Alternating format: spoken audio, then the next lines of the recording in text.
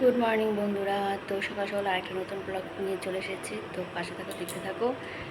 দেখো এখন বাজে 8টা, কারেন্ট চলে গেছে। আমার ছেলে ওই বিছানার থেকে এই বিছানায় এসেছে, ভাবছে আমি সুইচটা বন্ধ করে দিয়েছি, কিন্তু না।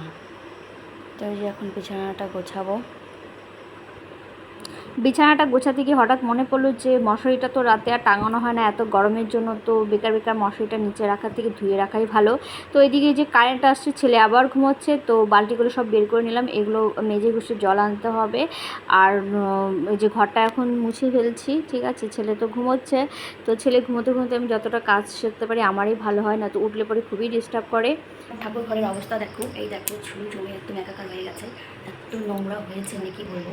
এই দেখো, দেখছো, ওই দেখো, এই দেখো, দেখছো একদম, মানে কীভাবে এখানে বোঝা যাচ্ছে হালকা হালকা, কিন্তু প্রচুর নোংরা হয়েছে। তার জন্য যে এটা আনা হয়েছে, এটা দিয়ে আজকে পরিষ্কার করবো। কবে থেকে ভাবছি এটা আনবো করে আনা হচ্ছিল না, তো যাই হোক এখন পরিষ্কার করে ফেলবো। তো এদিকে ঠাকুমাকে বললাম একটু সবজি কেটে দাও, আর আমার এই যে পুজো দেওয়া কমপ্লিট হয়ে গেছে, ঠিক আছে। আর এই দেখো এখন পরিষ্কার করছি, কতটা ভালো লাগছে একদম। তারপরে পুজো দিয়ে আমি আবার রান্নাঘরে চলে এসেছি, ভাতও বসিয়ে দিয়েছি। ওদিকে সয়াবিনটা একটু আমি ভিজিয়ে নিই, মানে গরম জল দিয়ে। আর এদিকে যে দেখো ডাল ভিজিয়ে দিয়েছি ছেলের জন্য। এই পাঁপড়গুলো করবো, ফুচকা পাঁপড় বলি আমি। এই যে দেখো ফুচকার মতোই কিন্তু ফোলে। তো আমি ঠাকুমাকে বললাম আমার এখানে সকালে খেয়েও, তো আজকে তো আমার নিরামিষ, শুক্রবার বলে, তো ঠাকুমা আমার এখানে খাচ্ছে। তারপরে একদম বিকেলবেলায় ছেলেকে নিয়ে যে পড়াতে মানে পড়তে যাবে ছেলে, তো দিয়ে আসতে যাচ্ছি। কোথায় গেছিলো তুমি? কোথায় গেছিলা বলো? ড্রয়িংয়ে না, তাহলে পড়তে ভুলে যায়।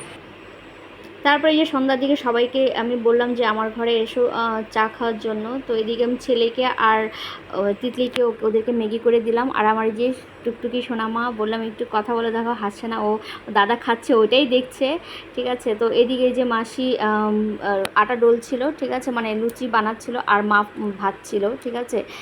তো মাকে বললাম যে গরমের মধ্যে তোমরা করো, আমি পরে যে চাটা করলাম, যে সবাই যে লুচি পার্টি হচ্ছে, ঠিক আছে। তো চা দিয়ে লুচি খাওয়া হচ্ছে। আর এখানে এই যে দেখো টুকটুকি সোনামা আমার সঙ্গে একটু বললাম হাসো, তারপর অনেকক্ষণ পরে যে হাসিটা দিল। পার্টি শেষ হলো, এখন ওই যে যুদ্ধ চলবে।